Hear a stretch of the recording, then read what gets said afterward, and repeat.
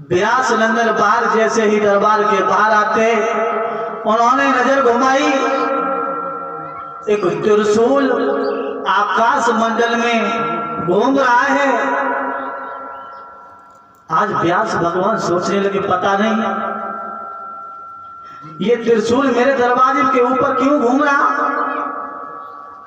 व्यास भगवान ने आज भोलेनाथ का पाठ शुरू कर दिया। भोले बाबा जी ज्यादा दूर तो थे नहीं, त्रिशूल के पीछे भोले बाबा भी थे। इधर तुरंत ही भोलेनाथ सामने आ जाते हैं व्यास जी के। कहने लगे प्रभु मैं ये नहीं समझ पा रहा कि दरवाजे पे मेरे ऊपर आकाश में जो त्रिशूल घूम रहा है ये किस कारण से घूम रहा।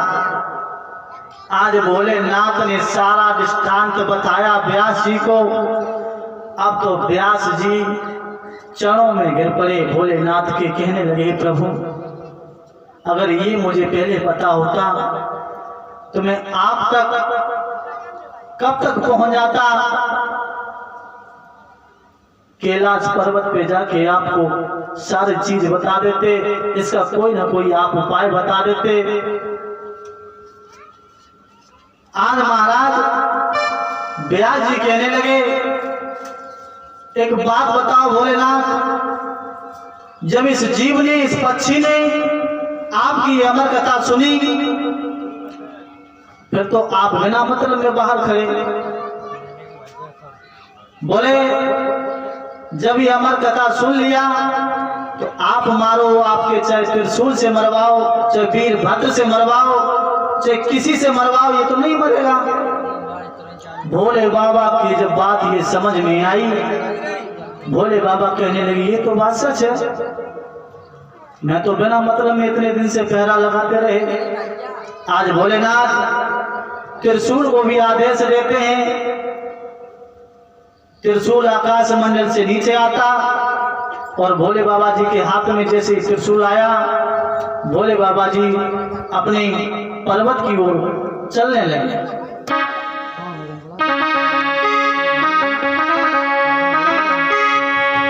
सभी लोग एक प्रभु का कीर्तन बोलेंगे। उसके बाद बड़े भ्राता धीरेन्द्र कुमार शास्त्री के मुखारबिंद से आप कथा का पान करेंगे।